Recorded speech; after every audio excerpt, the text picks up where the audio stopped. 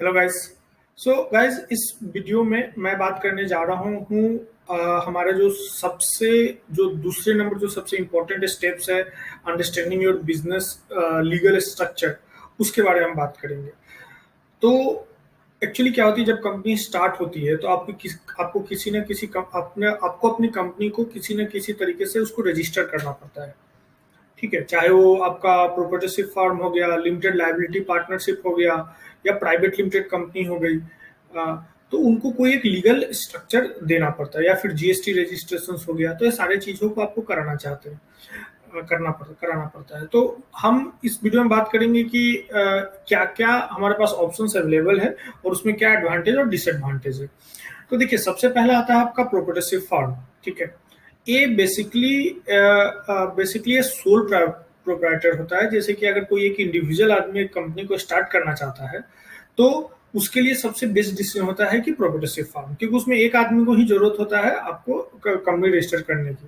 पहली बात। दूसरी बात होती है कि इसमें आपको ज्यादा लीगल कॉम्प्लायंसेस नहीं होते हैं। मतलब आपको सिर्फ एक आपके जो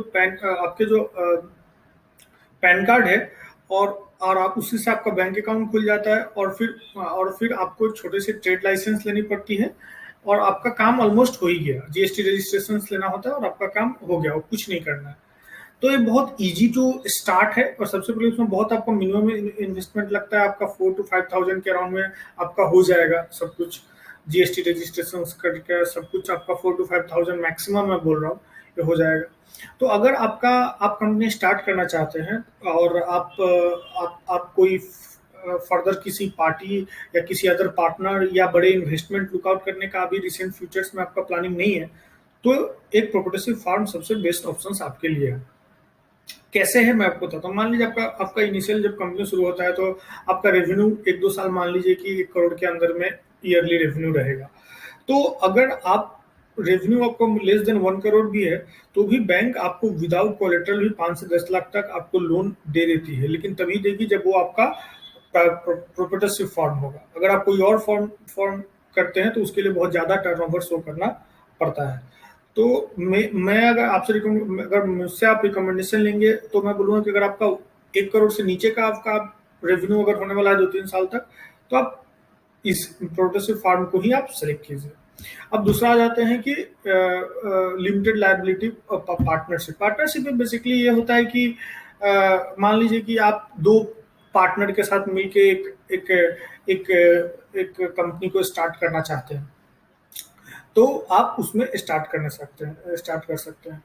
इसमें काफ़ी सुविधा होती है। इसमें आप जो भी आप प्राइवेट लिमिटेड कंपनी है, उसकी जो भी कॉम्प्लायंसेज है, उससे कम कॉम्प्लायंसेज यहाँ पे होती है। प्लस आपके पास अदर भी ऑप्शंस होते हैं, लेकिन आप इसमें भी आप कोई इन्वेस्टमेंट्स या कोई शेयर आप पार्टनरशिप में नहीं उठा सकते हैं। ये इसमें डिसएडवांटेज होती है। एडवांटेज है कि आपकी कॉम्प्लायंसेस कम होती है, आप इजी टू स्टार्ट है। जस्ट दो पार्टनर से एडिट करके आप इजीली उसमें मूव आउट कर सकते हैं। तीसरा तीसरा जो है प्राइवेट लिमिटेड कंपनी है। तो प्राइवेट लिमिटेड कंपनी का अक्सर होता है कि ये बेसिकली कंपनी होती है कि जब कोई बिजनेस का एक बहुत बड़ी, बेसिकली स्टार्टअप्स के लिए बहुत ज़्यादा इंपॉर्टेंट होती है। कि मान लीजिए अभी जैसे कि फ्लिपकार्ट हो गई, या एक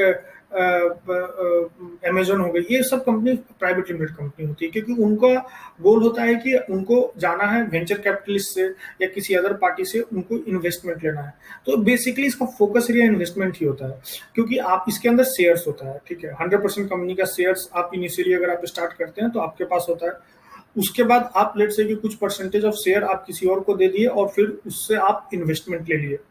तो इसको इस तरह से स्ट्रक्चर किया गया है प्राइवेट लिमिटेड कंपनी को, कि कोई भी इन्वेस्टर किसी भी कंपनी में सिर्फ पैसा डाल के जुट सकता है, और एक फाउंडर एक प्राइवेट लिमिटेड कंपनी को बिल्ड करके मल्टीपल जगह से पैसा इकट्ठा करके अपने कंपनी को बड़ा कर सकता है।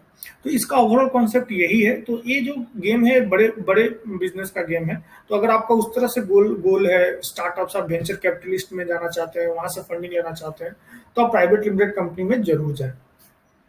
उस तरह से यही तीन, और भी बहुत सारे हैं, बट ये तीन आपको बेसिक्स में आपको जाना। तो आपको सोचना कि अगर आप एजेंसी स्टार्ट करना चाहते हैं, अगर आप सिंगल हैं स्टार्ट करना चाहते हैं और समझना चाहते हैं कि मेरे बिजनेस के लिए कैसा है, तो उस केस में आप जाए प्रोप्राइटरशिप फार्म में। अगर आपके पास फुल प्रूफ प्लान है, अगर आपके पास एक अच्छा इन्वेस्टर है, आपके पास बड़ा गोल है, बड़ा मार्केट कैप्चर करने का प्लान है, तो आप प्राइवेट लिमिटेड कंपनी भी कर सकते हैं। ठीक है, तो ये सारे चीज आपको काफी बेनिफिट करेंगे लीगलिटीज को समझने के लिए। Thank you.